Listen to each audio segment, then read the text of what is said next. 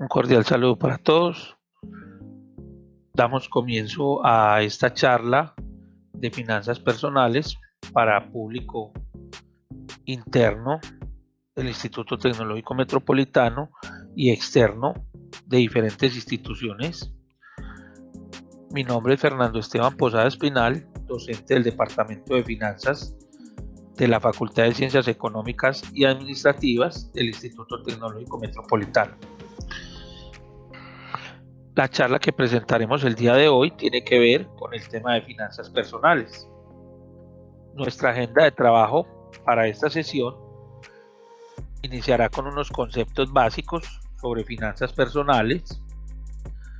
Continuaremos con el tema del presupuesto familiar y o personal. Abordaremos la temática del ahorro. Continuaremos con algunos aspectos fundamentales sobre inversiones y créditos y qué alternativas encontramos en el sistema financiero colombiano. Y finalmente terminaremos nuestra charla con unas apreciaciones sobre el tema de cómo abordar las finanzas personales en una época de crisis como la que vivimos actualmente a raíz de la pandemia del COVID-19.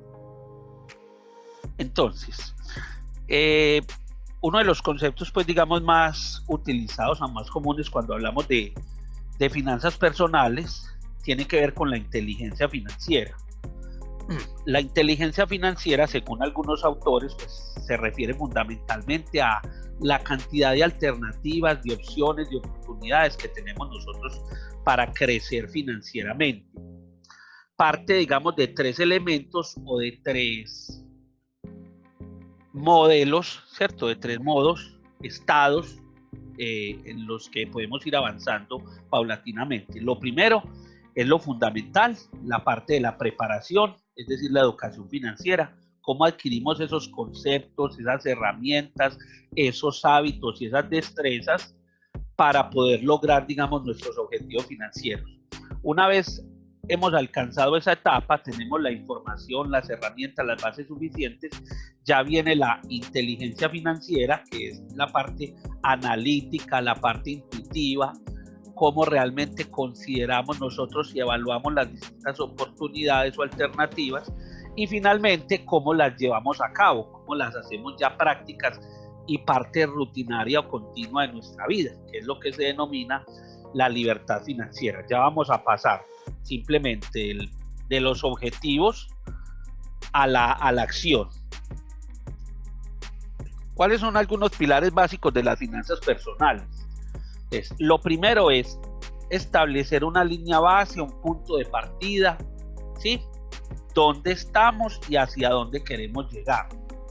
Trazarnos como parte de nuestra vida, así como tenemos metas desde el punto de vista personal, desde el punto de vista profesional, laboral, académico, tenerlo también desde el punto de vista financiero. ¿Qué es lo que tenemos? ¿Qué es lo que hemos logrado conseguir hasta ahora? ¿Y a dónde quisiéramos llegar? ¿En qué lugar, digamos, o en qué etapa financiera quisiéramos estar? Vienen tres etapas fundamentales, que son la etapa del ahorro, es la creación de patrimonio. La etapa de la inversión es cómo hacer crecer ese patrimonio. Y una etapa, digamos, fundamental, que es la protección, el aseguramiento, digamos, de manera continua y permanente ese patrimonio. Obviamente, pues este concepto de patrimonio lo vamos a analizar un poco más en detalle para quienes no tienen un conocimiento, digamos, profundo en el tema. Una herramienta muy útil que se plantea desde las finanzas personales, como decíamos, la primera etapa es la etapa de conocimiento, de preparación. Entonces, ¿qué tanto conoce usted el comportamiento de sus finanzas? ¿Sí? Para eso, pues digamos que hay una serie de herramientas. Una de ellas es simplemente un test, un conjunto de preguntas. Son 26 preguntas que nos van a determinar.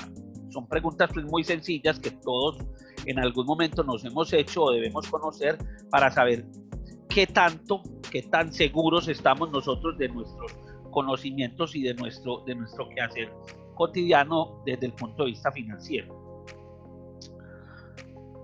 Entonces, llamémoslo autoevaluación diagnóstica de sus finanzas. Entonces, tiene como propósito que nos cuestionemos sobre la forma en que actualmente manejamos nuestras finanzas. A medida que nosotros vamos adquiriendo mayor preparación y mayor destreza, pues obviamente este proceso también va a mejorar. Y si seguramente hoy no tenemos la más alta calificación, es posible o se espera que con, digamos, una sólida formación en temas de finanzas personales, podamos a futuro tener un mayor conocimiento. Entonces las preguntas son muy sencillas. Este test pues se lo voy a compartir junto con el video y otras memorias y materiales adicionales para que ustedes lo puedan desarrollar completamente. Aquí simplemente vamos a mencionar algunas de las preguntas de la encuesta, pero lo importante es que cada uno lo haga de manera independiente, de manera personal, y al final haga el ejercicio de valoración. Entonces mire que son preguntas muy sencillas, como por ejemplo, ¿actualmente genera usted ingresos de manera estable? Sí, a veces no. ¿Qué significa sí? Pues que tengo unos ingresos que son permanentes, que siempre se reciben, ¿sí? Porque, digamos, tengo algún bien, poseo algún bien que tengo, digamos, en calidad de arriendo, o tengo alguna actividad económica estable, un trabajo, unos ingresos laborales. Cuando decimos a veces es porque trabajamos por temporadas o recibimos, digamos, una subvención o un apoyo cada cierto periodo de tiempo, pero no es de manera permanente, no es todos los meses o no es todos los días, y no pues para aquellas personas que se levantan y no saben a ciencia cierta cuánto dinero podrán recibir o cuánto dinero podrán tener al final del día, al final de la semana o al final del mes. Planea los egresos para necesidades cotidianas, los gastos que yo realizo. La diferencia pues entre ingresos y egresos es que los primeros hacen alusión al dinero que recibimos, al dinero que nos entra por diferentes acciones, y los egresos es el dinero que gastamos, ¿sí? Todos los pagos que nosotros hacemos de manera permanente. Entonces también los planeamos. Nosotros planeamos los pagos que hacemos, o simplemente el día a día vamos viendo qué dinero vamos requiriendo para nuestras necesidades cotidianas. Evalúa, es decir, le hace seguimiento a esos egresos. Usted sabe cuánto se gastó el mes pasado, por ejemplo, en alimentación, en vestidos, sabe cuánto se gastó hace 3 meses, hace 5 meses, hace un seguimiento y un presupuesto paulatino para mirar cuáles gastos están aumentando, cuáles están disminuyendo, en qué manera, digamos, estos elementos afectan sus finanzas. Identifica los gastos menores en su vida cotidiana, y así al final son 26 preguntas. La forma de valorarlas, la escala de valoración es la siguiente. Entonces, si su respuesta a cada pregunta es sí o mucho, porque hay algunas preguntas que son cuantitativas, sí o mucho se calificaría con un punto. Algunas preguntas a veces tienen un valor intermedio, no solo sí, no, sino a veces, también como lo veíamos con la primera. Entonces se le pondrá medio punto, y si la respuesta es no o nunca a alguna pregunta, entonces se calificaría con 0 puntos esa opción o esa alternativa. Entonces, como son 26 preguntas, si obtuvimos un puntaje que está entre 19 y 26, podríamos decir que comprendemos la importancia del dinero y la planeación financiera para nuestra vida. Digamos que este es el rango superior en el cual todos deberíamos encontrarnos. Si tuvimos, digamos, un valor intermedio, estamos entre 10 y 19 puntos, digamos que es el momento de implementar un plan financiero que sea consciente, que sea organizado para alcanzar todas las metas que nos hemos trazado. Y si tenemos un puntaje inferior a 10 puntos, pues entonces estamos en una situación, en un momento crítico. Debemos tomar medidas correctivas desde ahora, ¿cierto? Para hacer un plan sobre la forma como manejamos las finanzas y cómo le vamos a dar cumplimiento a nuestras metas. Digamos que esto es algo muy sencillo, muy básico, que todos podemos hacer de manera personal, de manera independiente. Lo puede hacer cualquier miembro del hogar, cualquier miembro de la familia, independiente, pues, digamos, de si es el padre, la madre, el hijo, un hermano, cualquier persona. Y esto, digamos, consolida también, pues, el tema financiero individual. Recuerden, pues, que estamos trabajando o estamos hablando de finanzas personales. Ok, continuemos, pues, con la presentación.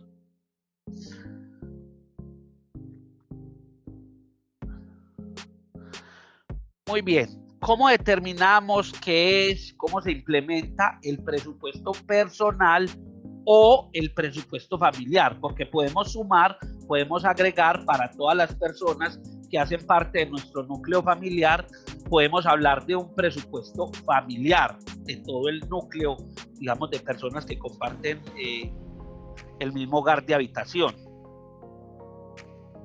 Entonces, para ello vamos a utilizar una frase de Lewis Carroll, ¿cierto? En la historia, en el libro de Alicia en el País de las Maravillas. ¿Podrías decirme, por favor, qué camino debo seguir para salir de aquí?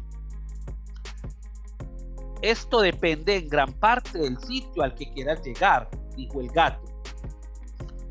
No me importa mucho el sitio, dijo Alicia. Entonces tampoco importa mucho el camino que tomes, completó el gato, ¿sí? Si no sabemos para dónde vamos, si no sabemos dónde queremos estar, pues el camino que tomemos será, digamos, no tendrá ningún sentido, ¿sí? Tenemos que tener claras unas metas, un horizonte al cual queremos dirigirnos en todos los aspectos de nuestra vida. Ok, entonces el valor del dinero. Normalmente nosotros al dinero pues le damos un valor de acuerdo con nuestra percepción, con nuestra facilidad de adquirirlo, de obtenerlo o no, y obviamente pues el uso que le podemos dar a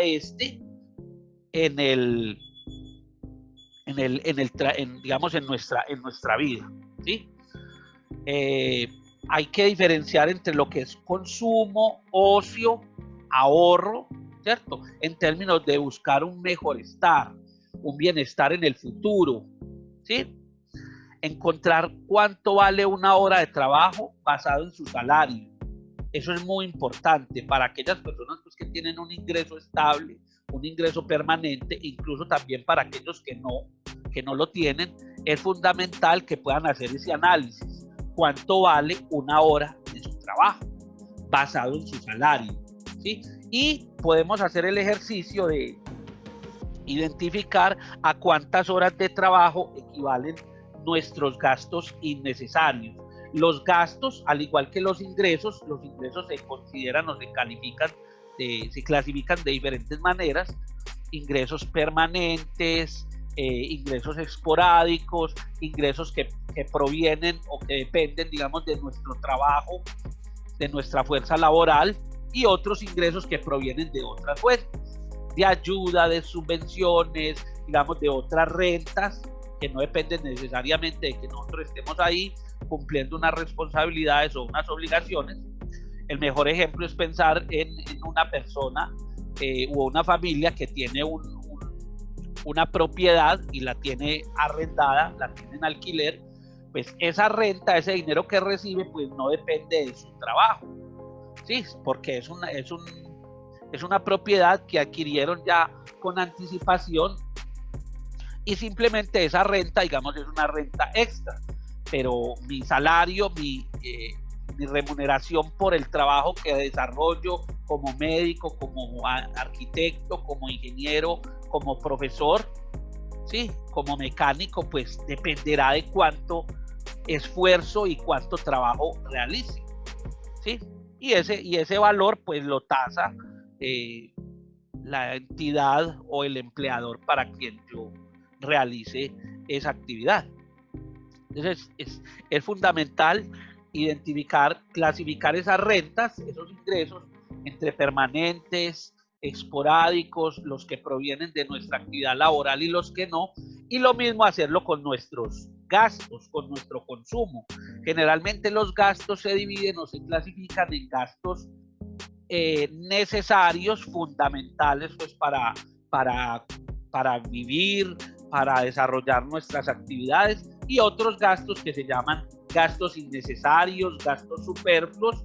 Algunos los denominan lujos, otros los llaman simplemente el ocio. Entonces es muy importante que nosotros aprendamos a diferenciar cuáles son gastos necesarios, por ejemplo la alimentación, ¿cierto? Los gastos que pagamos, que gastamos para nuestro consumo de alimentos, para el pago de los servicios públicos, el arrendamiento, si vivimos en casa en alquiler, o la cuota del banco, de la hipoteca, si vivimos en una propiedad que estamos adquiriendo, que estamos pagando, gastos de salud, vestuario, transporte, de otros gastos que llamamos innecesarios o superfluos. El ocio, la recreación, el esparcimiento, no quiero decir pues que no sean importantes, pero digamos que no son fundamentales para la vida. Y podríamos en algunos momentos, en alguna época, renunciar temporalmente a algunos de esos gastos. Los viajes, ¿cierto? Entonces, algunos, el juego, la gente que le gusta, por ejemplo, jugar loterías, hacer chance, ¿cierto? Eso no es un gasto necesario para vivir. La gente que consume, digamos, café, gaseosas, que consume cigarrillos, que consume licor, esos no son elementos necesarios o fundamentales para la vida. Entonces podemos hacer el siguiente ejercicio para determinar a cuántas horas de trabajo equivalen nuestros gastos innecesarios. Aquí les tengo una plantilla, como les digo, se las voy a compartir. Vamos a partir del hecho de que una persona devenga un salario de 1 millón de pesos mensuales, es decir, que sobre una base de 8 horas diarias de trabajo por 30 días en el mes, el salario por hora sería equivalente a 4.167 pesos aproximadamente. Entonces pensemos en algunos gastos innecesarios. Esto se puede modificar, cada uno lo puede replantear de acuerdo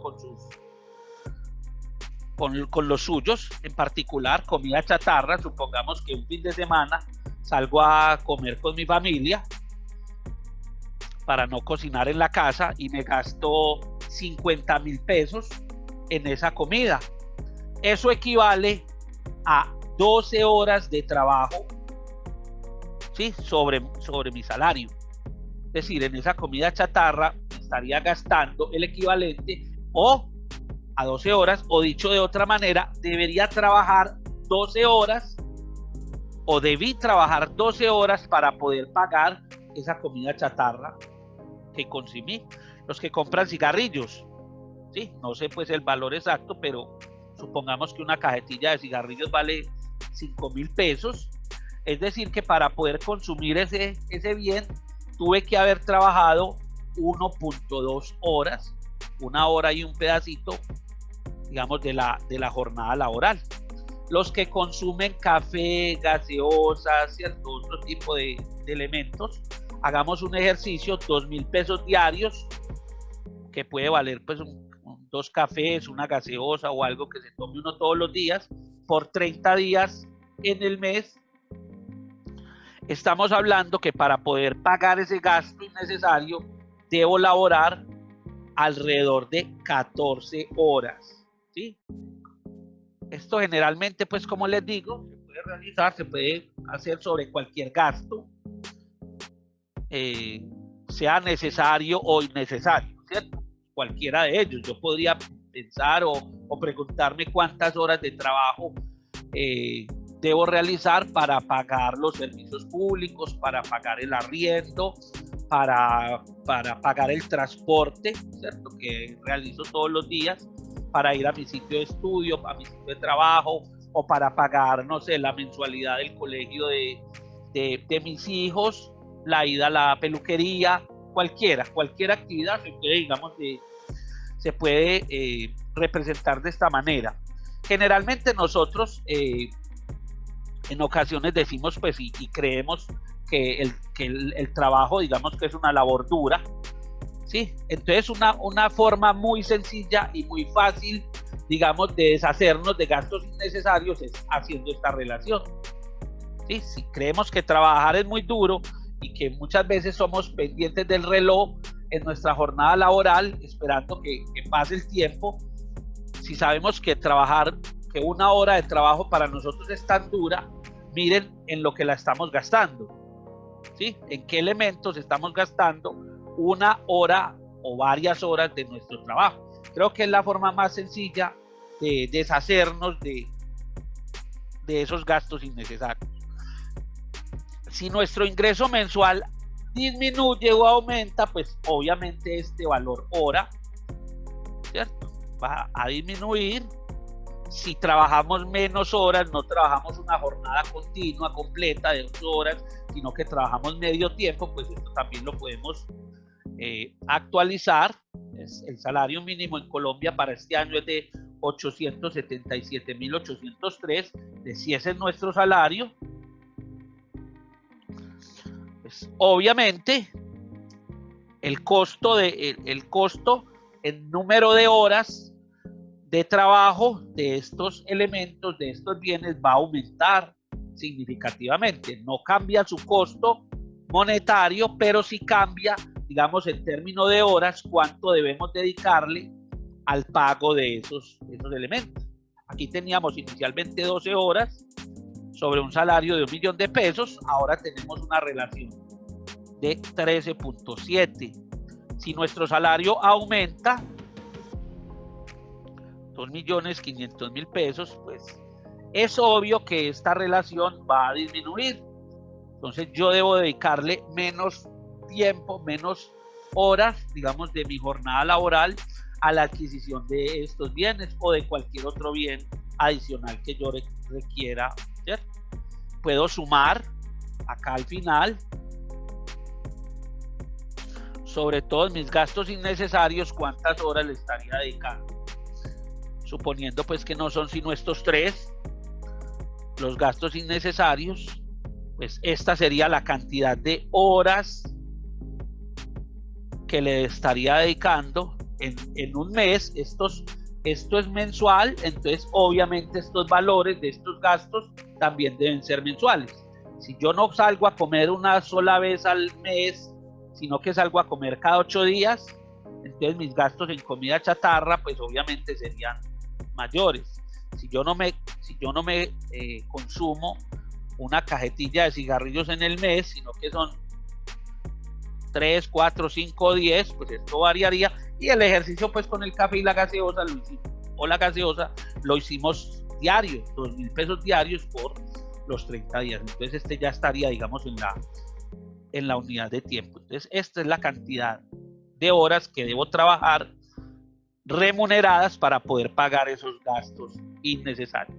Estoy casi seguro que si todos hacemos este ejercicio juicioso, incluimos absolutamente todo, pues esto nos va a dar nos va a pellizcar, nos va a hacer pensar en cómo podemos mejorar nuestras finanzas, así no tengamos un ingreso mayor, por lo menos en cómo podemos reducir esos gastos que tenemos.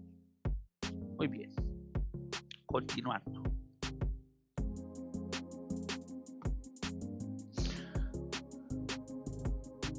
Entonces, ¿qué es la riqueza?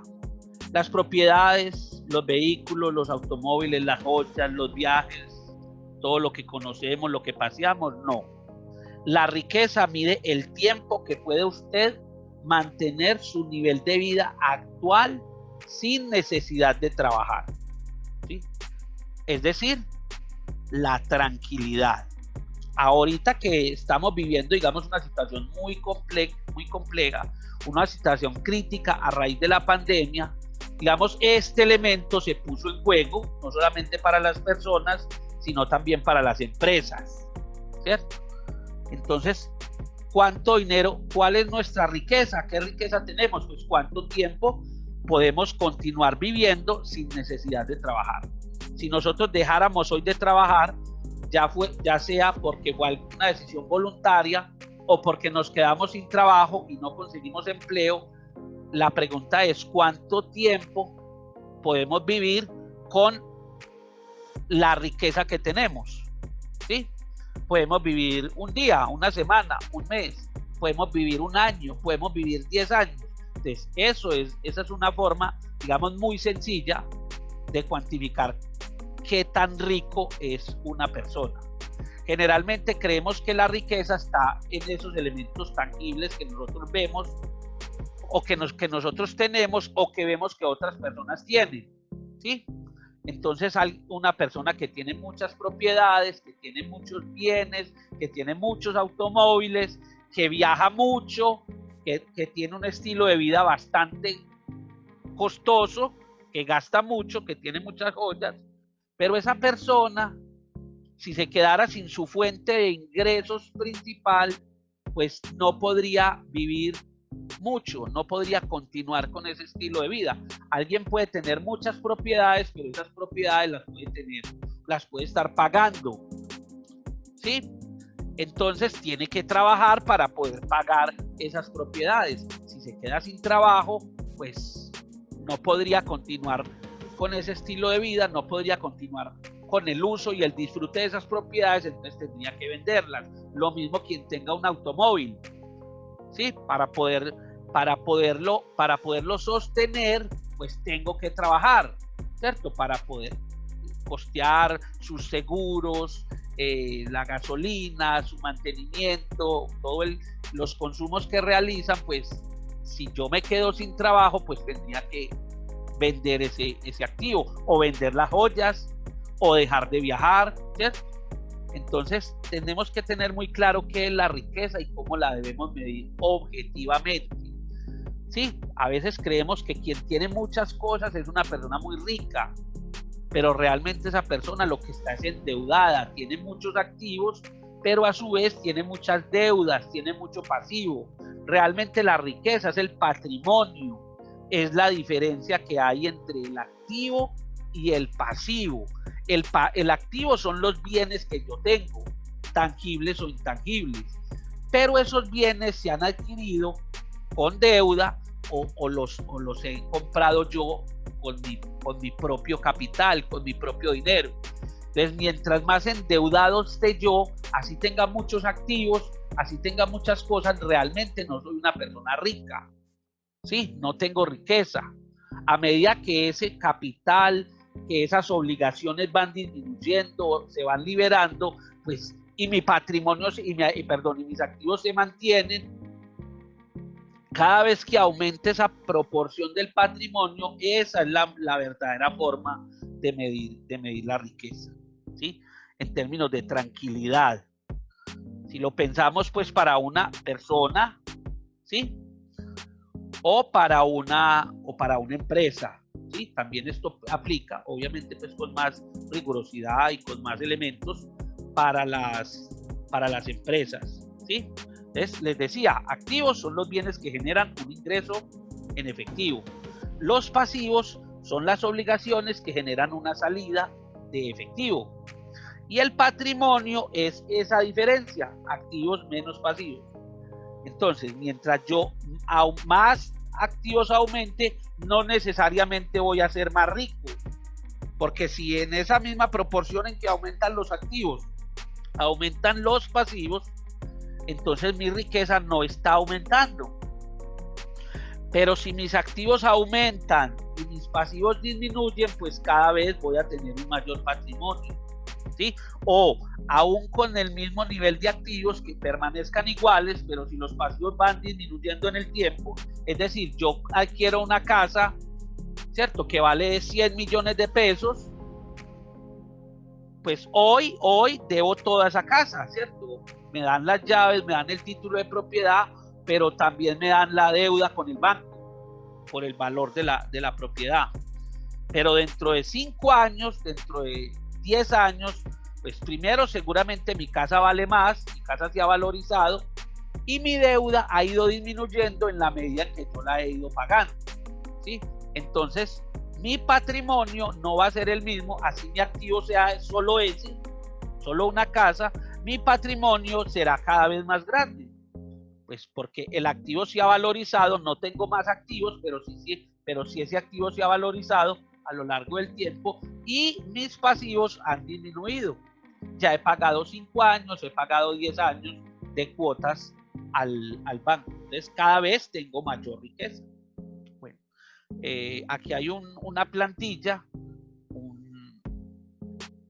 un archivo en Excel en el que nosotros podemos medir nuestra riqueza. Para eso, ¿qué necesitamos? Determinar cuáles son todos nuestros activos, cuáles son todos nuestros bienes, recuerden, tangibles e intangibles. Si yo tengo un computador, ¿eso es un activo? Claro. Si yo tengo una moto, una nevera, un televisor, ¿eso es un activo? Sí. Si tengo una cuenta en el banco con un dinero, ¿eso es un activo? Claro que sí. Es todos los bienes que yo tenga y que puedan generar, ¿cierto?, un ingreso en efectivo. Y los pasivos son las obligaciones. Debo plata en la tienda, ¿cierto? Tengo una cuenta en la tienda. ¿Eso es un pasivo? Sí. Le debo plata al banco, le debo plata a un familiar, debo plata en la natillera, le debo plata a un pagadiario. ¿Esos son obligaciones? ¿Esos son pasivos? Claro que sí. Porque van a implicar, generan una salida de efectivo. ¿Sí? Esa deuda habrá que pagarla o se debe estar pagando permanentemente. La diferencia entre estos es lo que nos va a permitir a nosotros medir cuál es nuestra riqueza actual. Si nuestros activos suman 50 millones de pesos, todos los bienes que tenemos que tienen un valor, ¿cierto? Ojo, que lo importante de los activos es que deben tener un valor comercial. Sí, que alguien puede estar dispuesto a darnos una cantidad de dinero por ello. Porque hay activos o hay otros bienes que para nosotros tienen un valor sentimental, ¿cierto? Nosotros los atesoramos mucho, pero nadie, en caso de que quisiéramos venderlos, nadie está dispuesto a pagarnos por ellos. Entonces, esos no los debemos considerar como activos, ¿sí? Deben tener un valor en el mercado. Alguien debe estar dispuesto a darnos una cierta cantidad de dinero por ese elemento. Si mis activos suman 50 millones de pesos y mis pasivos, mis obligaciones suman 20, quiere decir que mi riqueza es de 30 millones de pesos, ¿sí? Y recuerden que esa riqueza yo la puedo medir en términos de cuánto tiempo puedo continuar con mi estilo de vida, ¿sí?, sin necesidad de trabajar. Si yo hoy me quedo sin empleo, si mis fuentes de ingresos se reducen significativamente, ¿cuánto tiempo puedo vivir con ese patrimonio? ¿Sí? Entonces, si yo me gasto 1 millón de pesos mensuales y mi patrimonio dijimos que era de 30 millones de pesos, entonces mi riqueza me permitiría vivir tranquilamente, únicamente 30 meses, ¿sí? Es decir, que yo podría vivir tranquilamente solo 2 años y medio con esa riqueza que poseo actualmente. Entonces, gestión del balance. ¿Qué representa un patrimonio negativo? El patrimonio podría ser negativo. Recuerden que el patrimonio es esa diferencia entre ingresos y egresos. Hay gente que se sobreendeuda, que tiene más deudas que bienes, porque se puede endeudar en cosas que no representan activos. que no le van a generar un ingreso o un beneficio. Por ejemplo, un viaje. Obviamente, si yo compro un carro, si yo compro una nevera, si yo compro un computador, pues ese bien representa un activo en la medida en que me permite, que lo podría posteriormente vender y obtener un ingreso adicional. Pero si yo me endeudo, y me endeudo para comprar esa nevera, ese televisor, ese computador. Pero si yo me endeudo, por ejemplo, para hacer un viaje al extranjero, al final, cuando venga, pues tengo seguramente muchas fotos, muchos recuerdos, una satisfacción del tiempo que disfruté, que compartí, pero eso no es un activo, ¿cierto? Yo me endeudé para generar un gasto. Sigue la deuda, ¿cierto? Pero yo ese viaje no se lo puedo, una vez lo hice, una vez lo disfruté, yo no se lo puedo vender a nadie. Entonces hay personas que se sobreendeudan y por lo tanto pueden llegar a tener un patrimonio negativo. Son mayores sus obligaciones que los activos que tienen para soportarlos, ¿sí? Entonces, deberíamos vender activos para pagar todas nuestras deudas, ¿cierto? Es la pregunta. Entonces, ¿cuándo nos encontramos en un equilibrio? Cuando los activos permiten mantener los costos de los pasivos que lo generan. ¿Esto qué nos quiere decir? Lo que les manifestaba ahorita. Tenemos que tener claros que esos pasivos deben realmente financiar es la adquisición de activos, no gastos. No es normal que una persona se endeude, como les decía ahorita, pues, para viajar.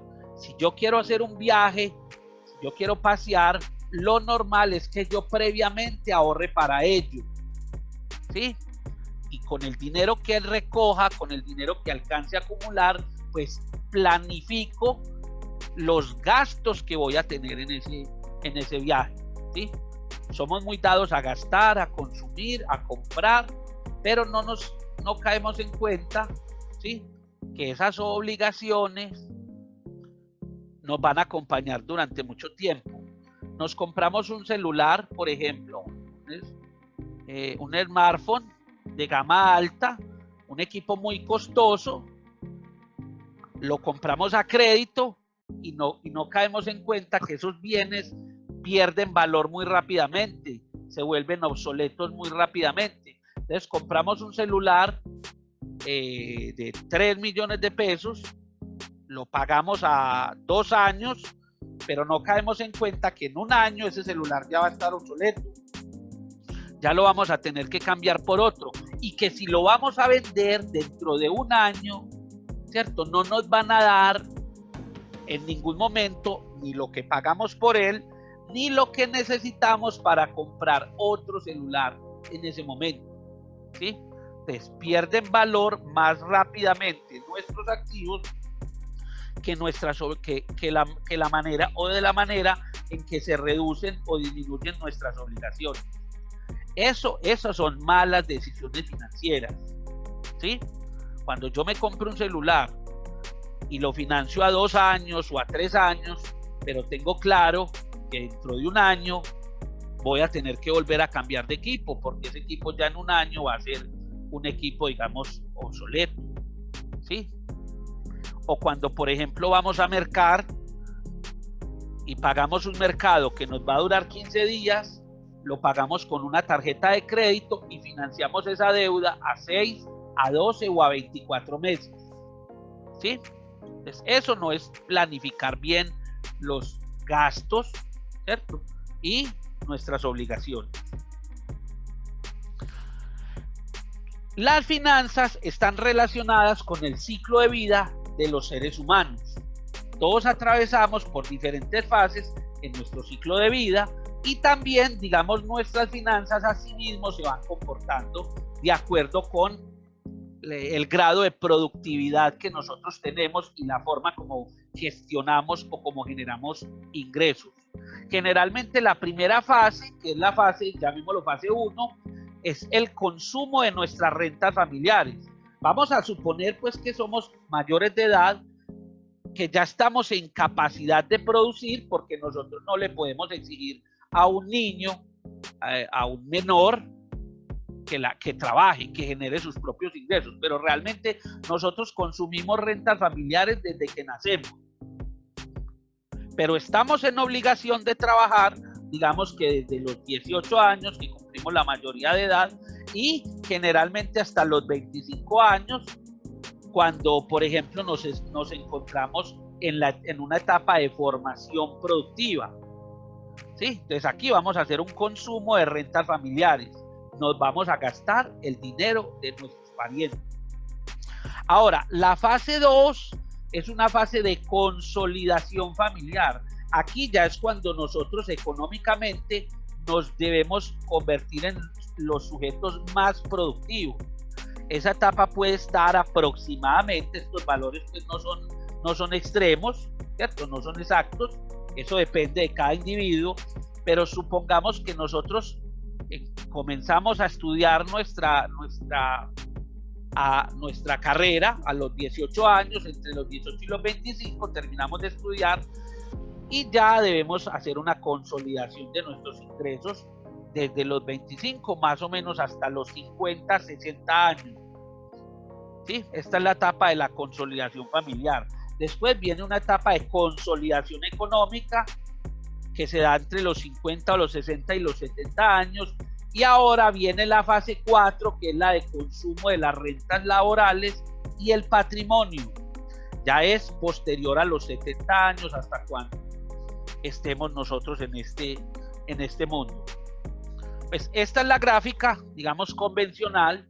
Entonces, algunas personas, lo ideal es que nos encontremos en la curva de color verde, que nosotros logremos la mayor productividad y la mayor generación de recursos, de ingresos, de riqueza, ¿sí?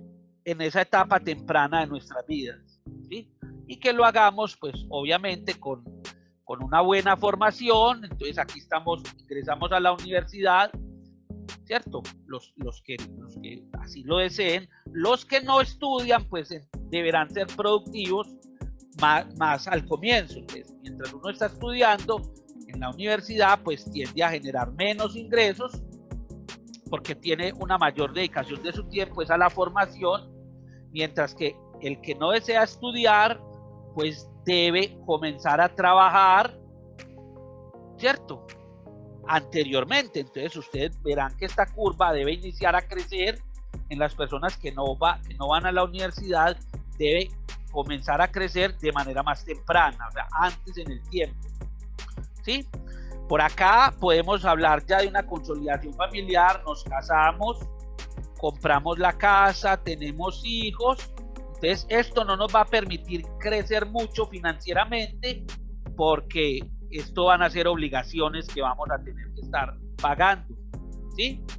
La consolidación del hogar, la compra de la casa, los hijos, pues, generan más egresos que ingresos. Por acá ya vamos a hablar de una consolidación de una jubilación, el fin del pago de la hipoteca de la casa. Ya por acá vamos a dedicar tiempo libre, mayor esparcimiento, disfrutar de las rentas hasta, digamos, el momento pues en que dejemos, en el que desaparezcamos, digamos, de este mundo. Entonces, ¿cuál es la posición monetaria neta al final? Pues depende de cuánta riqueza dejamos al momento de fallecer. Sí, mire que esta sería la situación ideal. Esta es una situación, digamos, desfavorable, ¿sí? Entonces, no entramos a la universidad, ¿cierto? No nos formamos, bueno, no recibimos ninguna formación técnica, ¿cierto? Técnica o tecnológica, profesional. Entonces nuestra capacidad de generación de ingresos va a ser menor, ¿cierto? Vamos a estar sobreendeudados en esta etapa. Pensemos en que no estudiamos, tenemos un trabajo a tiempo parcial, pero nos casamos, algunos adelantan los hijos, ¿cierto? Al matrimonio, a la compra de la casa. Entonces, en ese sentido, pues estas rentas van a generar un sobreendeudamiento.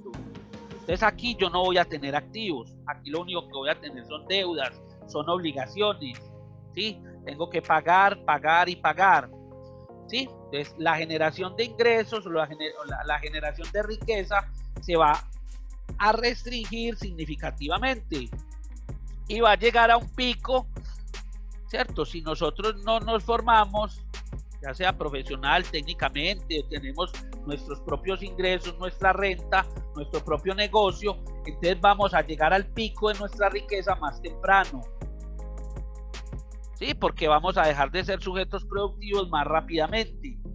Y por lo tanto, pues el disfrute que vamos a poder tener de nuestra riqueza va a ser de menor cantidad, de menor calidad y durante una menor cantidad de tiempo, ¿sí?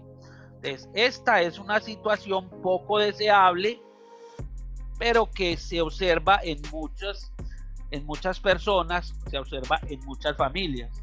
Esto también tiene que ver con las oportunidades, ¿sí? Con las oportunidades que nosotros tenemos, ¿sí? Pero mientras, digamos, más organizados, más responsables seamos nosotros con el uso de nuestro dinero, de nuestros recursos, va a ser mejor, ¿sí? Y aquí estaríamos, pues, digamos, en una muy buena posición económica. Y esto es lo que le va a quedar, esta diferencia, esta cantidad de riqueza es lo que le va a quedar a nuestros herederos, a nuestros sobrevivientes, ¿sí? Nuestra familia, nuestros hijos, nuestro cónyuge, ¿cierto? Esto es lo que vamos a dejar, no será nuestro legado económico para la humanidad. Entonces, algunas cifras en Colombia, de acuerdo con la consolidación o con la constitución de riqueza en términos de la edad. Entonces, esto puede estar en millones de pesos. ¿Qué tantos activos puede tener en promedio una persona de alrededor menor a 25 años? ¿Cuáles pueden ser sus pasivos? Y finalmente, pues la diferencia, ¿cuánto es su patrimonio? A medida que aumenta la edad, ¿cierto? ¿Cómo se va consolidando? Cómo se van consolidando esos elementos, cómo van aumentando, cómo se van incrementando su patrimonio, pero también cómo se va incrementando, cómo se van aumentando sus obligaciones y finalmente su riqueza. Esta es la gráfica que nos permite, con base en encuestas y en estudios pues, que se han hecho, que nos permite elaborar esta gráfica, ¿sí? O esta curva, digamos, de finanzas versus el ciclo de vida o calidad de vida financiera, si la quieren llamar. Obviamente esto es diferente para todo el mundo, ¿sí? Estos son promedios que se construyen con base pues, en las estadísticas nacionales. Ahora, ¿qué es un presupuesto? Lo hablábamos mucho desde el comienzo. ¿Qué es un presupuesto? Un presupuesto es, como su nombre lo indica, es una planeación antes, de ahí el sufijo pre, ¿cierto? De los supuestos de nuestros ingresos, egresos y ahorro. Entonces debemos hacer un presupuesto de cuánto vamos a tener, cuánto dinero nos va a ingresar, cuánto nos vamos a gastar y cuánto vamos a ahorrar. Algunos también lo llaman flujo de caja, ¿sí? Es un flujo de caja, es una estimación de un flujo de caja. Es una herramienta que nos permite sacar provecho a nuestro dinero a través del adecuado manejo de nuestros ingresos, gastos y ahorro. Entonces, mire que una de las preguntas del diagnóstico era, ¿realiza usted de manera constante, o sea, de manera permanente y consciente sus presupuestos de ingresos y sus presupuestos de gastos? La presupuestación es una de las bases o de los pilares fundamentales de las finanzas. Entonces, ya lo había mencionado, ¿cómo se clasifican los ingresos? 1, se clasifican de acuerdo con sus fuentes y 2, se clasifican de acuerdo con su periodicidad. Los ingresos, desde el punto de vista de sus fuentes, se clasifican en ingresos laborales y en ingresos financieros o provenientes de activos. Pues cuando yo trabajo a tiempo parcial en un restaurante, como cajero, pues tengo unos ingresos, recibo un salario cada mes o cada quincena por ir a trabajar a ese sitio. ¿Sí? Entonces ese sería un ingreso laboral. O si vendo zapatos, pues, en un local, pues también mis ingresos dependerían de que vaya a trabajar todos los días y abrir el puesto de trabajo. Los ingresos financieros o aquellos que provienen de activos, pues no dependen de la capacidad ni del tiempo de dedicación laboral. Habíamos puesto ahora el ejemplo de el ingreso por una renta de un local o de un apartamento, de una casa. Es decir, yo tengo alquilado un local y recibo una renta mensualmente de 1 millón de pesos, pues esa no es una renta laboral, proviene de un activo, proviene de una propiedad que yo tengo, ¿sí? Y cada mes recibiré pues el arriendo de esa propiedad. Y la periodicidad pues es constante o variable. El que tenga un trabajo a tiempo parcial o a tiempo completo, pues recibirá unos ingresos de manera constante, de acuerdo con sus contratos laborales. Bueno, yo tengo un contrato a 1 año, entonces sé que durante ese año voy a tener de manera permanente, de manera constante, ese ingreso periódico, mensual o quincenal. El de los zapatos, el señor de la tienda de zapatos, pues tendrá unos ingresos variables, laborales o provenientes de un activo, pero serán variables, ¿sí? Dependerán de cuántos zapatos venda todos los días en ese negocio.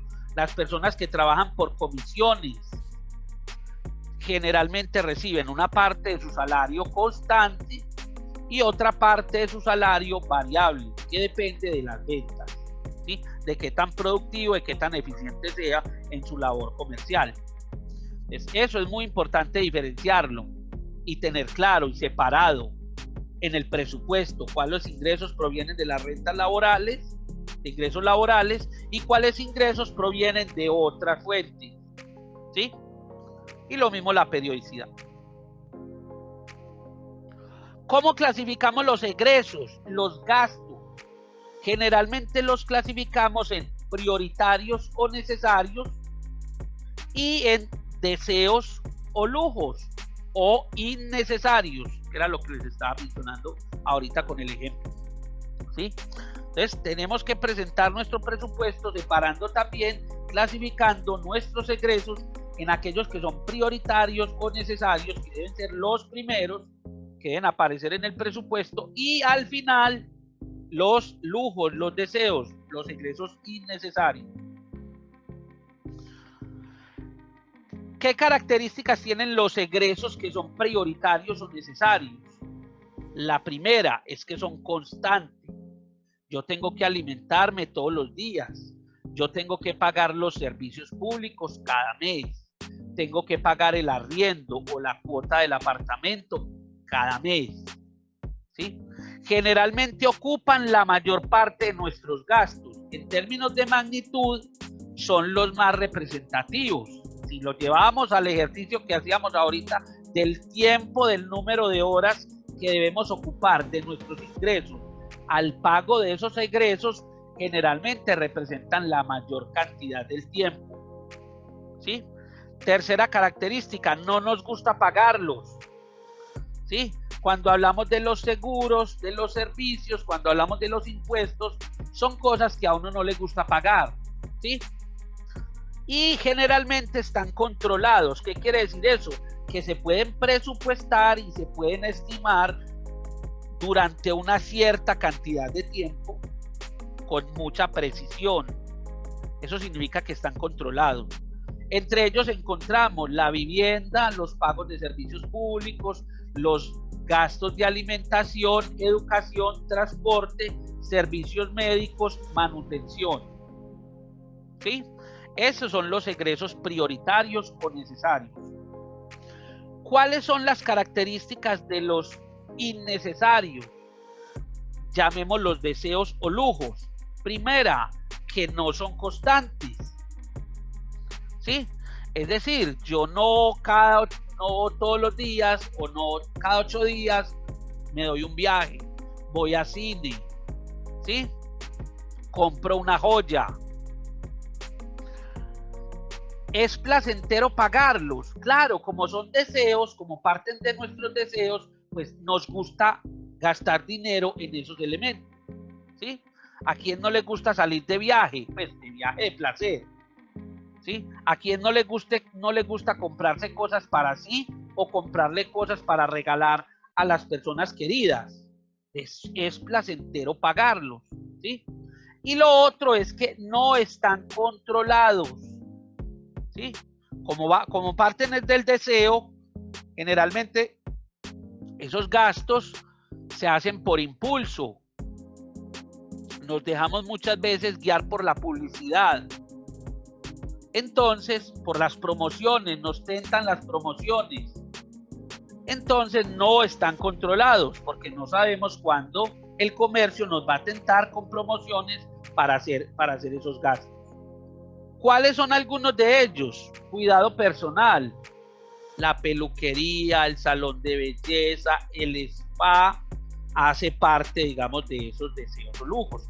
La recreación y el entretenimiento, entonces les decía ahorita, los viajes, las salidas a cine, las idas a comer fuera de la casa, ¿sí? Las mascotas, ¿sí? También representan un gasto importante, cada vez más representativo en nuestros hogares, ¿sí? Bueno, y dentro de los gastos de mascotas ya hay que incluir un montón de cosas, porque, digamos, en tiempos de nuestros abuelos, a las mascotas las alimentaban con los sobrados de la casa. Entonces, no habían veterinarios o poco se hablaba, digamos, del bienestar y la salud de los animales, ¿sí? Pero ya hay que comprarle alimento especializado para los animales, ¿sí? Vacunas, servicios médicos, incluso medicina prepagada, hasta planes preexequiales y seguros de vida para las mascotas. La parte de tecnología, el ejemplo que les ponía ahorita con el celular, ¿sí? Yo puedo tener un celular, pero el nivel de avance o de desarrollo, pues depende de ese nivel de avance, pues dependerá su costo, ¿sí? Entonces hay celulares desde 50,000 pesos hasta 2 y 3 millones de pesos. Lo mismo computadores, lo mismo tablets, videojuegos, bueno, todo lo que tiene que ver con tecnología. Ocio, diversión, ¿sí? También tiene que ver un poco como con recreación y entretenimiento. Pero entonces algunas otras actividades de esparción, de ocio, de diversión que tiene la gente. Y otro tipo de deseos, ¿cierto? Ya pensando pues en cualquier otra particularidad. Esos son los deseos, los egresos que son de lujo o innecesarios. Ahora hablemos del ahorro. ¿Qué es el ahorro? ¿Para qué sirve el ahorro? ¿Cómo nos concientizamos nosotros de la necesidad de ahorrar? Generalmente siempre representamos el ahorro con una alcancía o con una matica que va creciendo a lo largo del tiempo. Aquí aparece esta matica sembrada en monedas, ¿sí? Con la alcancía también se representa. ¿Qué es el ahorro? El excedente resultante de nuestros ingresos menos los egresos. Así como la riqueza era la diferencia entre nuestros activos menos nuestros pasivos, el ahorro es la diferencia entre el dinero que a nosotros nos ingresa, nos llega, nos entra periódicamente, y aquel dinero que sale con la misma periodicidad, con la misma frecuencia. Entonces vamos a suponer que los ingresos representan el 100% de nuestro dinero.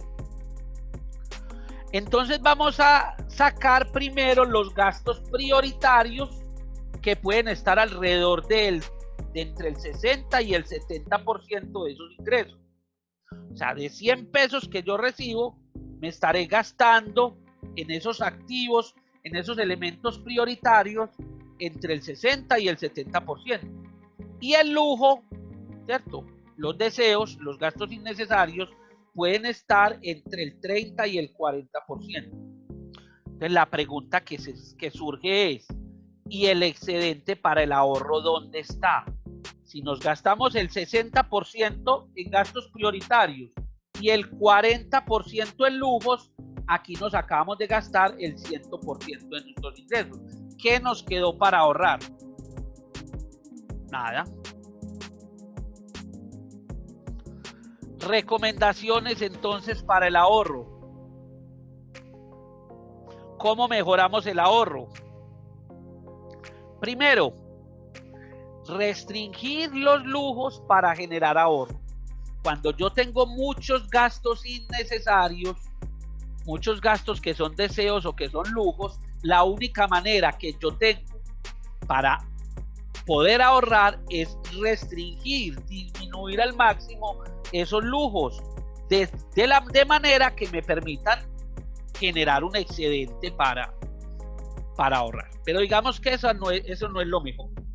Lo aconsejable es lo siguiente: asegurar una proporción, un porcentaje de los ingresos antes de los gastos innecesarios.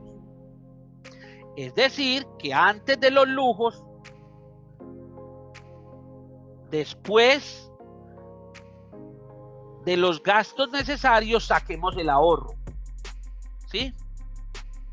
Y lo que nos quede después de ahorrar, primero los gastos necesarios, después el ahorro, ahora sí, lo que nos quede después de ahorrar es la cantidad de dinero que le podemos dedicar a los gastos innecesarios. Otra recomendación importante: la constancia. Defina un porcentaje fijo de ahorro periódicamente. Se sugieren los textos de finanzas el 10%. ¿El 10% de qué?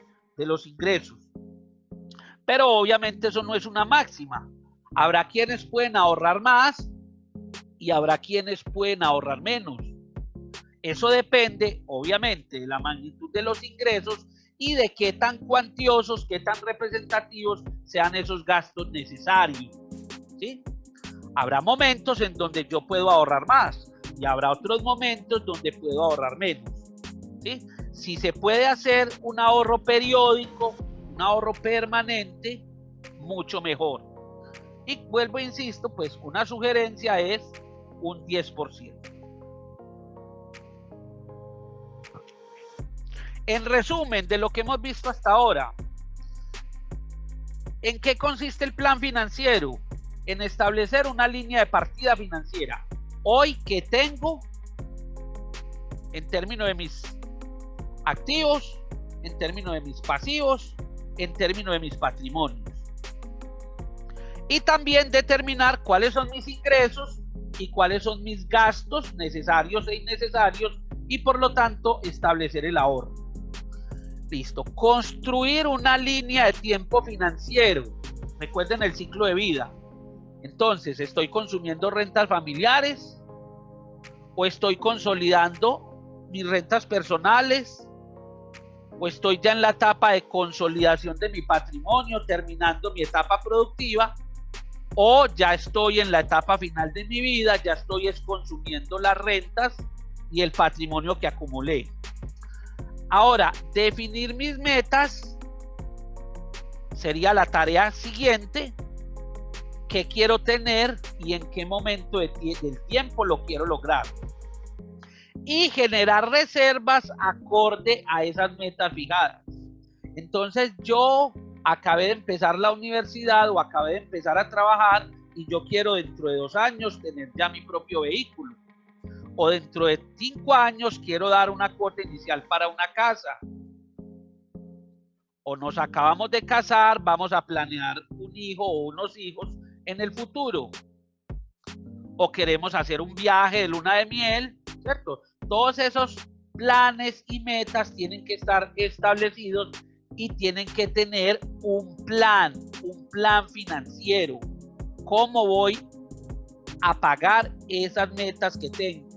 Recuerden, lo más aconsejable para cumplir esas metas es empezar con el ahorro, ¿sí? Es más fácil que yo le diga a mi familia: vamos a ahorrar para que en diciembre nos vamos a pasear y tener un ahorro, y que si me falta algo, pues pueda acceder, digamos, a algún recurso extra, a decirle a mi familia hoy, bueno, este fin de semana nos vamos de viaje y vamos a pagar con la tarjeta de crédito, o vamos a hacer un préstamo para pagar ese viaje.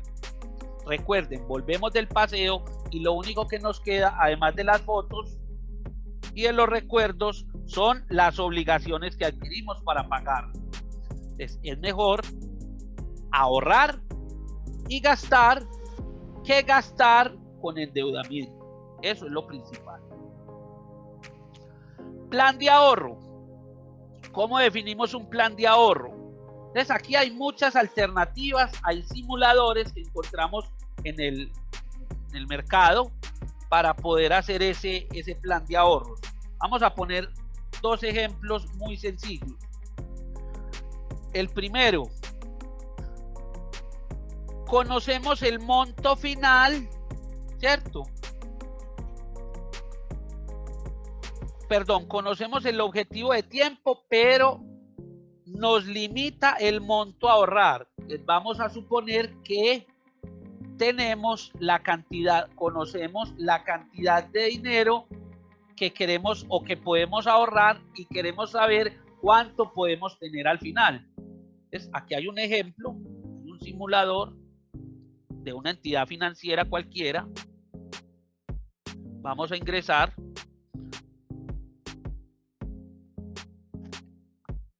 Esta es una cooperativa financiera que hay acá en el país. Entonces, este se llama un simulador de ahorro programado.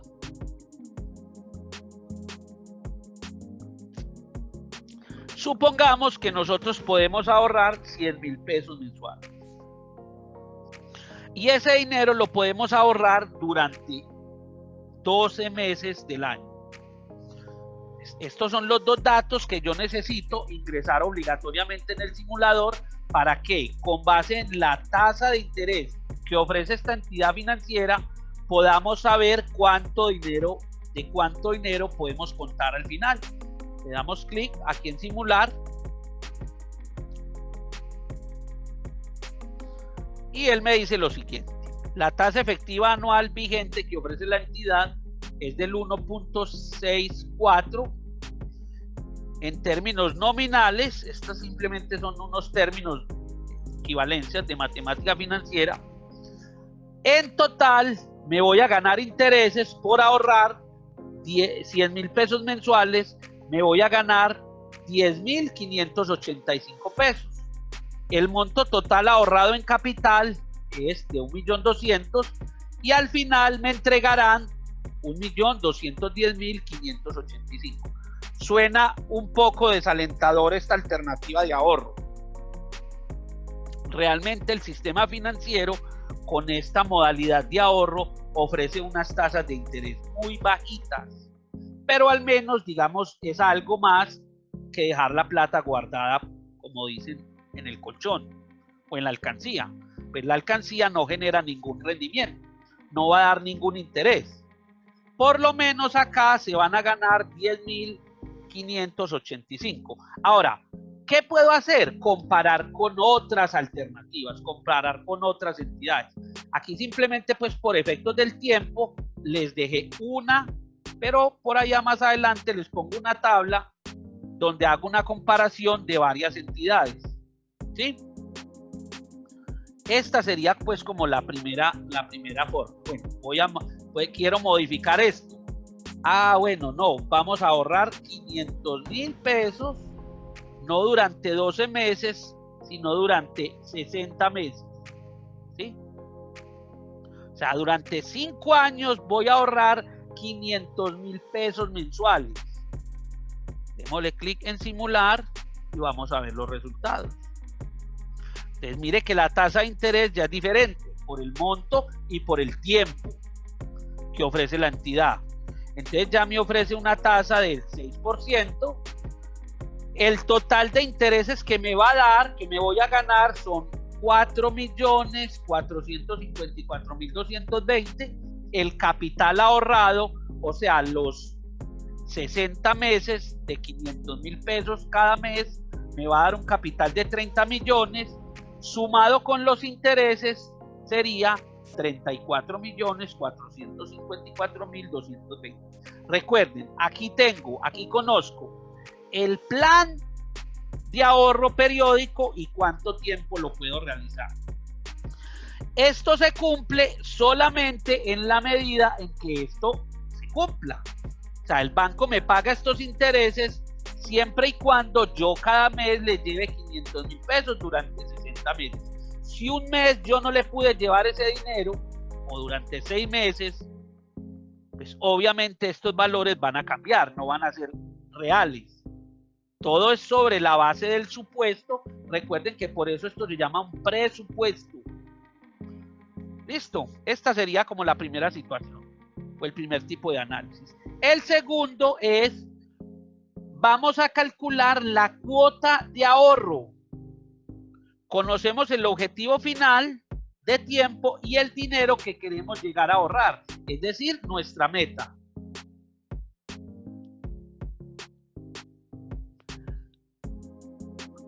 Ay, perdón, que aquí tengo un error.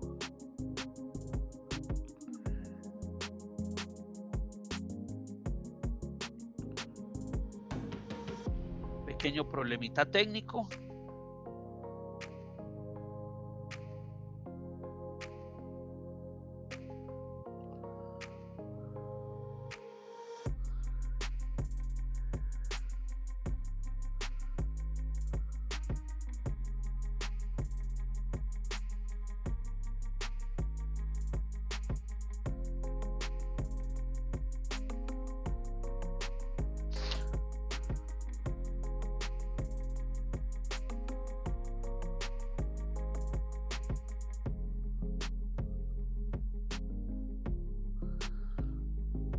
Pequeño problemita técnico, no me está funcionando el enlace del simulador. Vamos a ver si en esta entidad, en la página donde estamos ahorita,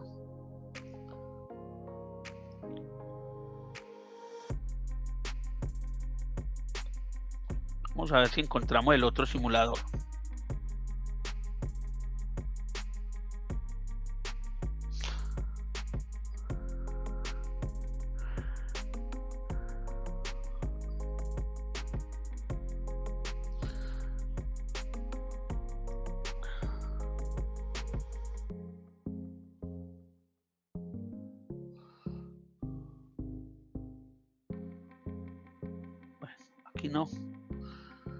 Aquí no nos aparece, yo lo voy a hacer en Excel.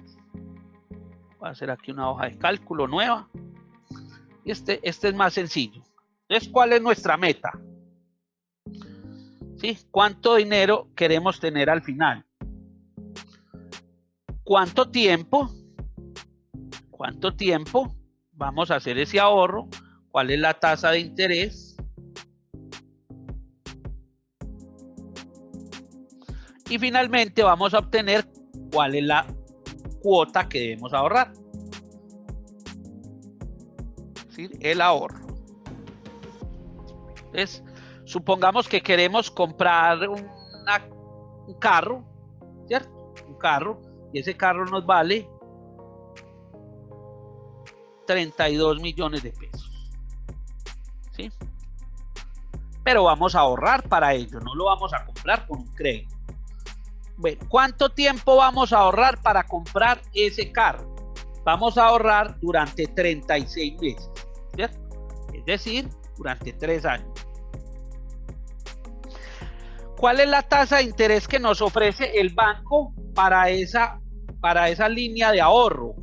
¿Sí? Vamos a suponer que es una tasa del 0.3% mensual. Es una tasa que tiene que estar en la misma unidad de tiempo del plazo mensual.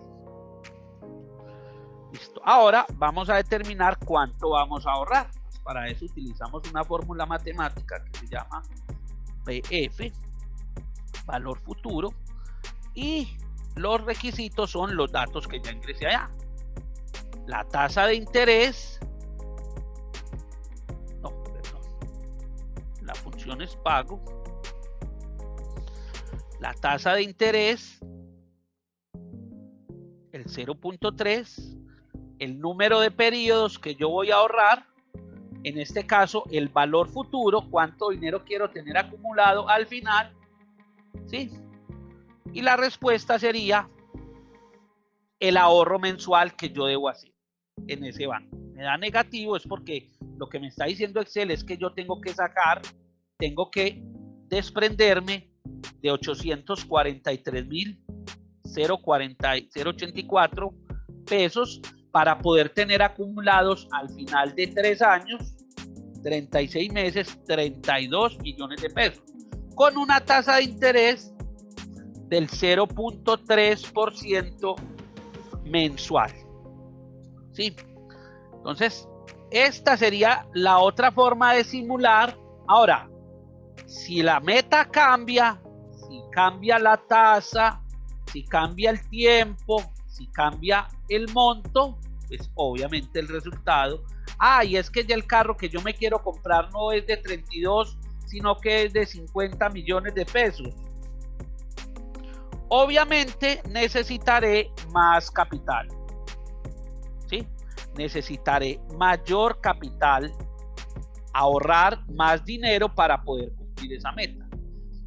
Pero yo ya no quiero comprar el carro en 36 meses, en 3 años, sino en 5 años, es decir, en 60 meses.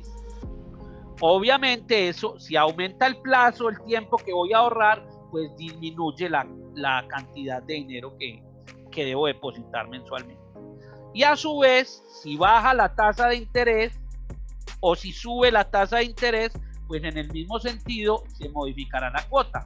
Si el banco me paga más intereses, o sea, no el 0.3 sino el 0.5, pues necesitaré menos dinero, ahorrar menos plata, porque la otra plata será intereses. Si el banco baja la tasa de interés, pues necesitaré más dinero para poder cumplir esa meta. Vamos que estos son los simuladores, esta misma metodología es la que utilizan pues estos simuladores que encontramos en la página, en la web, para hacer esto. Listo. Perdón que ahí no funcionó el enlace, pero les mostré cómo se podía hacer financieramente.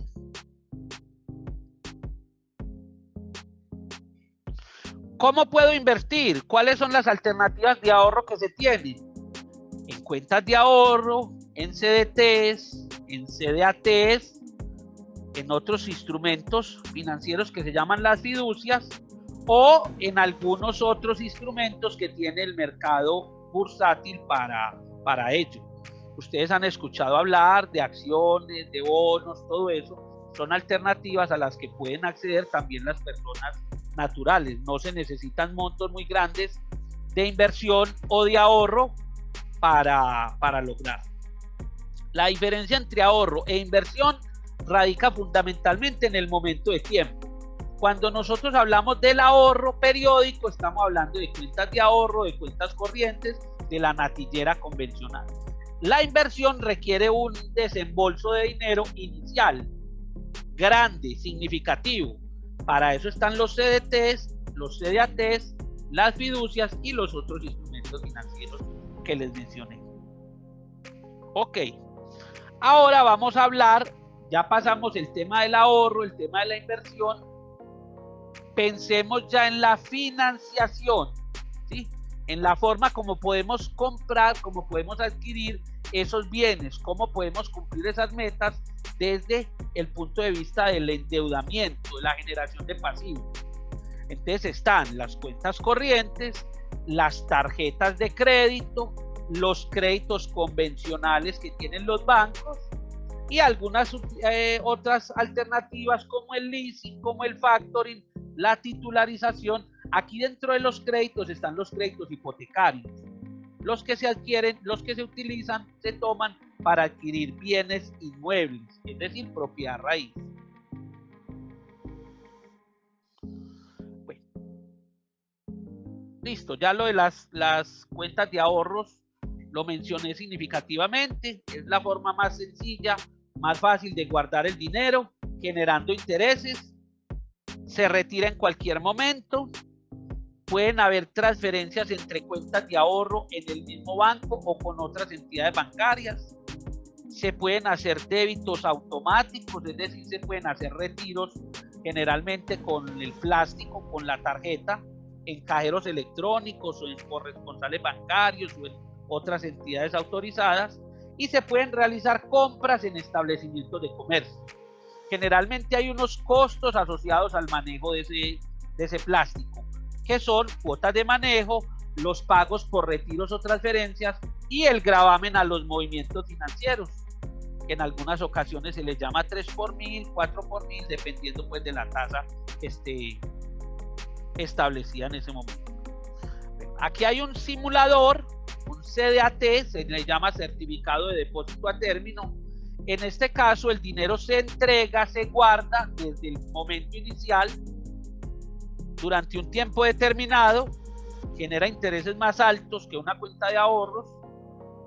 El CDT puede ser al vencimiento o pueden realizarse pagos periódicos, necesita un capital mínimo y el tiempo mínimo de plazo es de 30 días, aunque pueden ser otros periodos superiores como 60, 90, 120, 180 días, es decir, medio año o un año completo. Se puede vender por endoso. Si yo necesito el dinero y me faltan, no sé, me faltan 90 días, pues yo puedo negociar ese título con otra persona que me lo compre y me entregue una suma de dinero. Generalmente hay un costo que es la retención en la fuente, es un impuesto que cobra el Estado sobre los intereses, es decir, sobre la rentabilidad de ese dinero. Y vamos a ver aquí un simulador. También con otra entidad financiera. Entonces, lo llaman CDT tradicional. La pregunta es, ¿cuánto dinero quiero invertir? Me dice que el monto mínimo es de 500,000 pesos. Entonces, vamos a suponer que nosotros tenemos 5 millones de pesos para invertir. ¿Cuál es el plazo? Miren todos los plazos que ofrece esta entidad financiera. Desde 2 meses hasta 15 meses. Vamos a poner un año, es decir, 12 meses. Listo. Periodicidad para pago de los intereses. Este banco solo me ofrece la opción de devolverme los intereses al final. Listo. Vamos a calcular los rendimientos. Listo. Monto a invertir 5 millones de pesos. El plazo son 12 meses. El dinero me lo entregan al final. La tasa de interés que se va a liquidar es del 4.7%. Sobre los intereses, el gobierno va a generar una retención en la fuente, es decir, un impuesto del 4% que suma 9,400 pesos. El valor total del dinero que me va a entregar el banco, es decir, capital más intereses, es de 5,225,600 pesos. Noten que aquí ya están descontados los impuestos, es decir, los 9,400.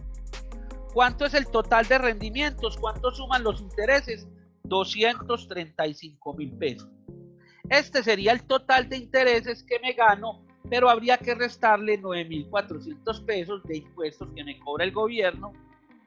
Y esto sería la cantidad que el banco finalmente me entregaría al cabo de un año. Es otra modalidad pues de ahorro o de inversión que existe, digamos, convencionalmente en las entidades financieras.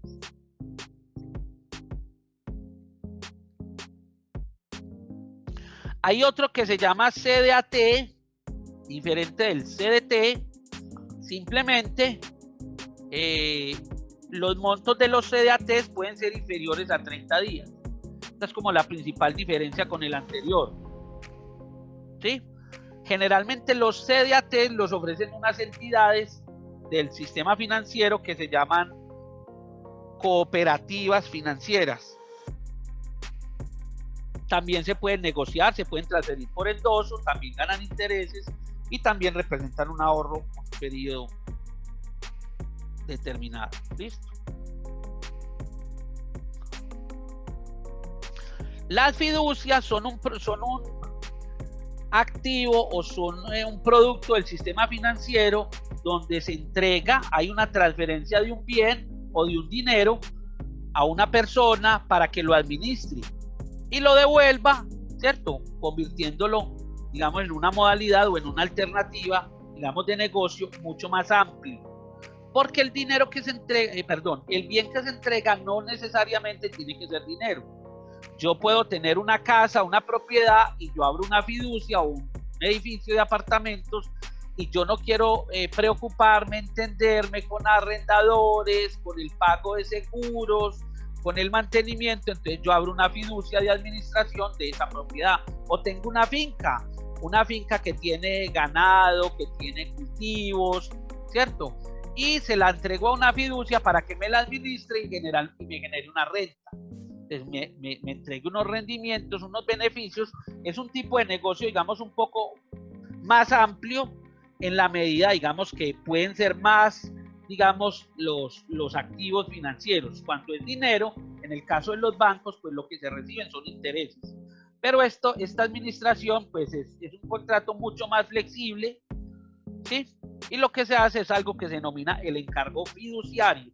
También hay entidades en Colombia, digamos, dispuestas o habilitadas para prestar este tipo de servicios. Bueno, ahorita les había mencionado las tasas de los CDTs. Entonces, yo puedo mirar en el mercado, esta tasa pues está desactualizada, era del año pasado. Yo la puedo actualizar y puedo mirar y comparar cuáles son los distintos CDTs, las tasas para diferentes plazos y escoger la que más me interese, ¿sí? Digamos que yo estoy interesado en abrir un CDT a 180 días. Entonces buscaré de todas estas entidades cuál es la que ofrece la mayor rentabilidad. Ustedes observan una entidad que se llama Banca Mía. En el caso de los CDTs a 180 días es quien ofrece la mayor rentabilidad. Y así lo puedo hacer para diferentes plazos. Hay, digamos, otros elementos que no se han considerado aquí, que dependen, por ejemplo, del monto. Algunas entidades ofrecen tasas diferenciales para montos distintos. No es lo mismo la tasa para 1 millón de pesos que para 5, para 10 o para 50 millones de pesos. Entonces, premian a mayor tiempo, mayor tasa, pero también premian a mayor cantidad de dinero, ¿cierto? A mayor suma, digamos, entregada, también pueden ofrecer una tasa de interés más alta. En el caso de las fiducias, también encontramos en el mercado, digamos, diferentes alternativas. Aquí planteamos dos entidades de las que operan en el sistema financiero y las rentabilidades de cada una. Estos son diferentes planes o nombres que tienen fiducias en dos entidades financieras que existen en el país. ¿Listo? Hay algunas en donde el riesgo es mayor. Sí, obviamente la tasa de interés que ofrecen aumenta en términos de ese riesgo. ¿Sí? Ventajas de las cuentas corrientes: ofrecen una mayor liquidez, pueden tener cheques o tarjetas de débito. A diferencia de las cuentas de ahorro, en las cuentas corrientes yo puedo gastar más de lo que tengo depositado, ¿sí? A través del sobregiro. Entonces yo puedo expedir cheques. Se pueden realizar pagos con los cheques sin solicitar créditos. Se pueden hacer sobregiros, se pueden hacer retiros con cheques en otras entidades. Hay unos costos asociados al manejo de las cuentas corrientes. Algunos son similares a los de las cuentas de ahorro, ¿cierto? Generalmente los costos de las transacciones son más altos. Obviamente los sobregiros representan un crédito, una deuda con el banco, entonces si no se cubren, si no se pagan esos sobregiros, hay unos costos adicionales y si hay un mal manejo de esos sobregiros, se puede haber reportes a centrales de riesgos y obviamente pueden haber riesgos asociados con el robo de la chequera, ¿cierto? La pérdida, ¿cierto? Entonces, hay que tener mayor control. Con las cuentas de ahorros pues también hay que tener mucho control. Normalmente con las cuentas de ahorros no le dan a uno una chequera, sino que le dan una libreta de ahorros, aunque ya es un servicio muy en desuso. Lo que generalmente se acostumbra es una tarjeta débito, sí, pero también hay que tener pues cuidado con la seguridad de esos elementos, de esos activos. Ok, elementos fundamentales que tenemos que tener en cuenta a la hora de pedir créditos, a la hora de endeudarnos, ¿sí? Primero, ¿para qué se endeuda? Ya lo habíamos dicho anteriormente, yo me endeudo para adquirir activos, para conseguir cosas que me vayan a generar a mis ingresos o que vayan a aumentar mi patrimonio. No es normal, no es común, yo no me debería endeudar con un banco para pagar el mercado, pues, o por lo menos no a largo plazo. No me debería endeudar para hacer un viaje, para pagar un gusto, un deseo, un gasto innecesario. ¿Cuánto es el monto? ¿Cuánto dinero requiero?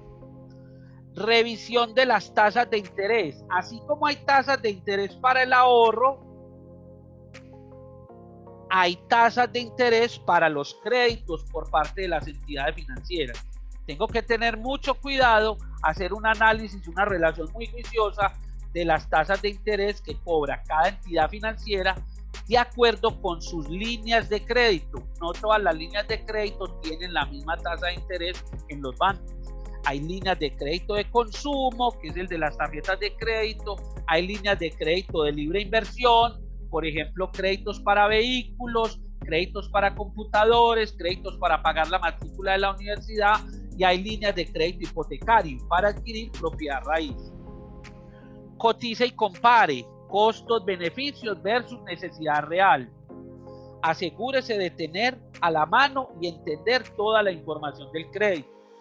No asuma compromisos sin antes leer y entender lo que firma. Siempre, antes de que ustedes firmen cualquier contrato, cualquier pagaré, pues ustedes tienen que leer, tienen que comprender. Si no lo comprenden directamente, pregunten, que en la entidad financiera están obligados a responderles a ustedes cualquier requerimiento, cualquier inquietud que tengan con todos los productos y las líneas de crédito que ofrecen los bancos o cualquier otro tipo de entidad financiera. Lo más importante es que usted escoja el producto financiero de acuerdo con sus necesidades y de acuerdo con sus capacidades de pago, ¿sí? A veces creemos que podemos manejar adecuadamente un crédito y resulta que nos comprometemos a situaciones o elementos que no vamos a poder cumplir en el futuro. Y eso va a generar un detrimento, primero, de nuestra capacidad de pago, de nuestra capacidad de endeudamiento, pero también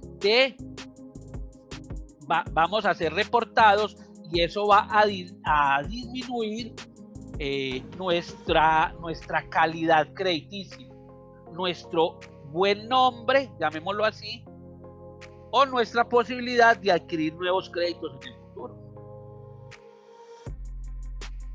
Hay muchos tipos de créditos, ya los mencioné, para préstamos personales, créditos de consumo, créditos de libre inversión. Hay otros créditos especializados, como los créditos hipotecarios, créditos automotrices, créditos educativos. Aquí están los correspondientes simuladores. Créditos de nómina. En muchas empresas utilizan una línea de crédito que se llama libranzas, que son cargo a la nómina y son descontados directamente por el empleador, mientras que en otros pues es uno quien debe hacer el pago respectivo a la entidad financiera. El leasing o el arrendamiento financiero es una modalidad también para adquirir algún tipo de activos financieros a través del leasing o arrendamiento financiero. Consiste en una que una entidad financiera adquiere un bien a nombre propio para arrendarlo a un mediano o largo plazo a un cliente solicitado y permite la opción de compra. Yo puedo adquirir un carro, un vehículo personal, un automóvil a través de una línea de crédito, ¿cierto? De crédito de vehículo, en donde yo pago el crédito, yo soy el propietario del bien. Obviamente existe una garantía que se llama la prenda durante el tiempo que dure el préstamo. Mientras que en el leasing el banco es el que compra el carro a su nombre y me lo alquila a mí. Y lo que me cobra es un alquiler por el uso del bien. Pero el bien no es de mi propiedad. Es decir, esto no aumenta mi patrimonio y por lo tanto van a haber unos beneficios o unas exenciones, sobre todo desde el punto de vista tributario.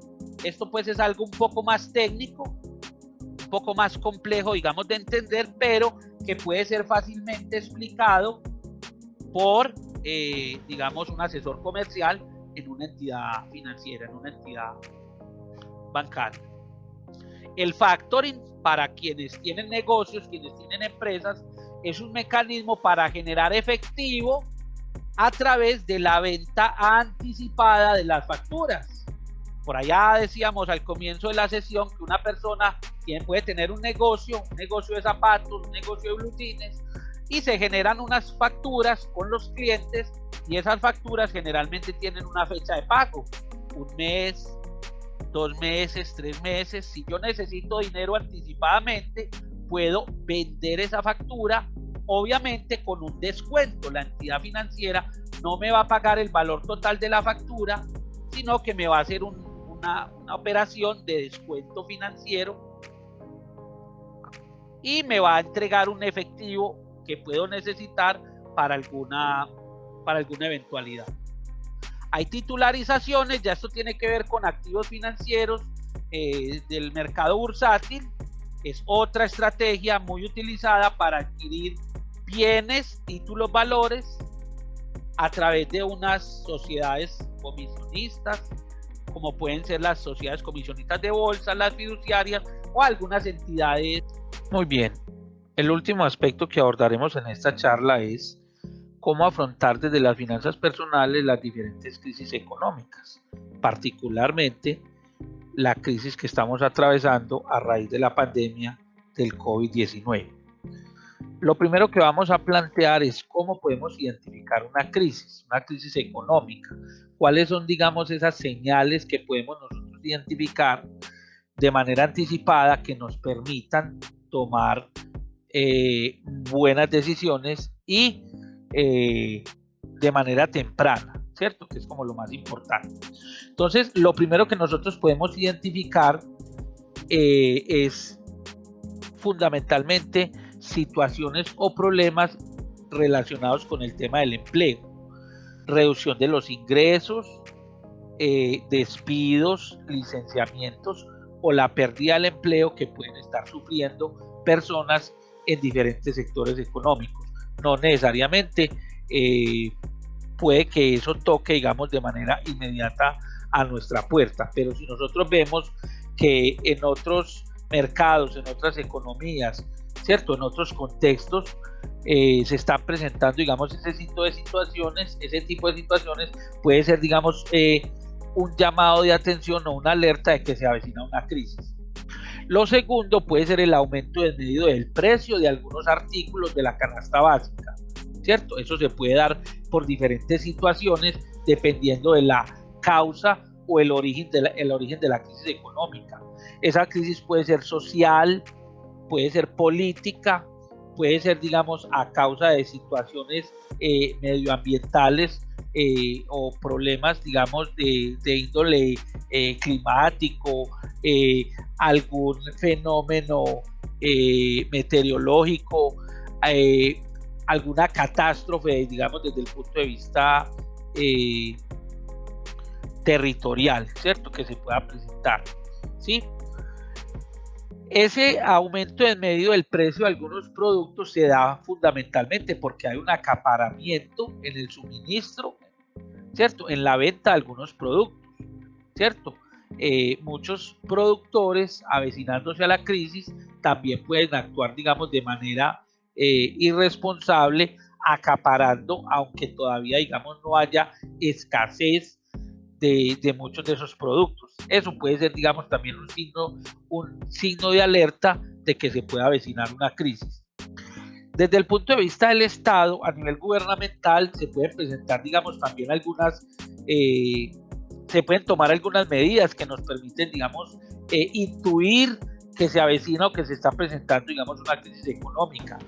Puede ser, por ejemplo, el aumento de las tasas de interés, que de alguna manera lo que busquen sea disminuir el consumo, el gasto exagerado y desmedido que hacen las familias en la economía. Restricciones al retiro de dinero, también de manera temporal, o la disminución de la base monetaria que impida también que las personas puedan, digamos, salir desaforadamente a gastar. Podemos pensar también ya desde el punto de vista productivo, desde las empresas, cierres temporales o quiebras de algunas de ellas a raíz, digamos, de esas situaciones coyunturales que se pueden presentar, fuga de capitales, ¿cierto? Muchas empresas deciden abandonar el país para ubicarse, digamos, en otros contextos geográficos, y aumento de la migración que busca, pues, obviamente salir del territorio donde se está presentando la crisis económica. Es decir, las personas buscan viajar a otros lugares con el fin, digamos, de no verse afectados significativamente por la crisis. Ahora, ¿cómo podemos actuar? ¿Cierto? Digamos, desde el hogar, desde nuestras finanzas personales, ¿cierto? ¿Cuáles pueden ser algunas decisiones importantes, significativas, que nos pueden ayudar a afrontar esa crisis? Lo primero y lo más importante es mejorar la educación financiera. Crear hábitos de ahorro si no se tienen, digamos, de manera previa. Eso es importantísimo para poder sobrellevar cualquier tipo de crisis. Segundo, disminución o cancelación de esos gastos que nosotros llamamos suntuarios, aquellos que son innecesarios, que no los requerimos de manera prioritaria o primordial para la vida. La restricción del uso del crédito a niveles mínimos, ¿cierto? Como no tenemos dinero en efectivo, como se nos restringe mucho el consumo, entonces a veces nos vemos abocados al uso de las tarjetas de crédito. En este caso, digamos, lo más aconsejable es ser muy mesurado, mucho más de lo habitual, cuando se avecinan esos problemas o esas crisis económicas, ¿cierto?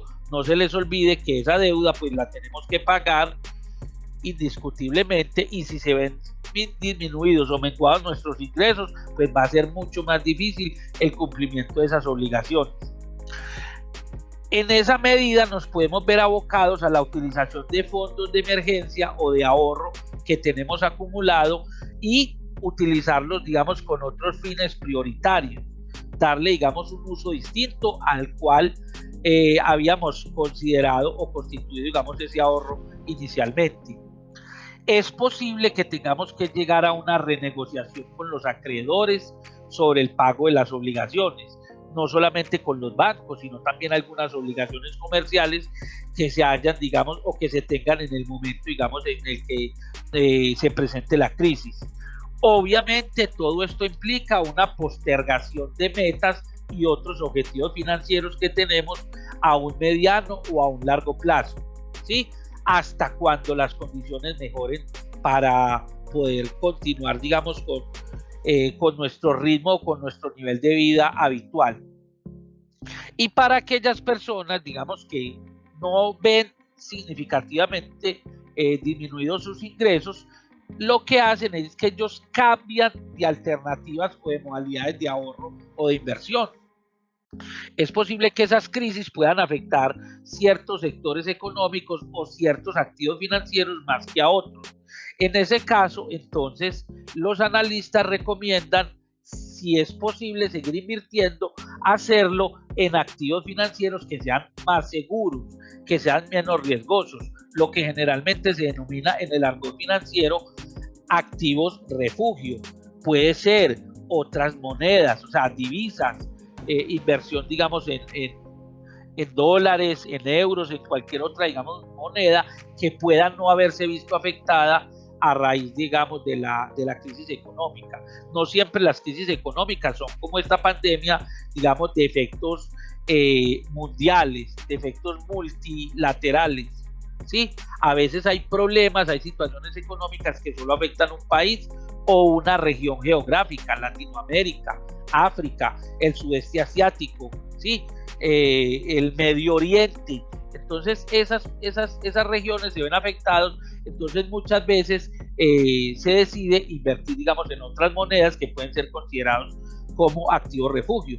También puede ser interesante, digamos, invertir en piedras o metales preciosos, como el oro, ¿cierto? Algunos otros activos que tengan, digamos, esa característica o esa connotación, incluso posiblemente de pronto el petróleo, para quienes todavía consideran pues que hay un mercado significativamente potencial, digamos, y a futuro para ese producto financiero. Ok, finalmente damos pues por terminada esta charla. Esperamos que haya sido de su agrado, ¿cierto? Y que satisfaga, digamos, sus expectativas y les brinde conocimientos suficientes, digamos, para entender cómo las dinámicas financieras se pueden ver no solamente, digamos, desde ámbitos académicos formales de programas universitarios, sino que pueden también, digamos, estar al alcance de personas con necesidades y con niveles de formación, digamos, no tan avanzados. Y partiendo de decisiones claras, de decisiones básicas, sencillas, que podemos realizar nosotros, digamos, desde el manejo de nuestro propio dinero, de nuestros recursos, podemos mejorar nuestra calidad de vida y la de las personas pues, que tenemos a cargo. Muchísimas gracias para todos y nos vemos en una futura oportunidad. Hasta luego.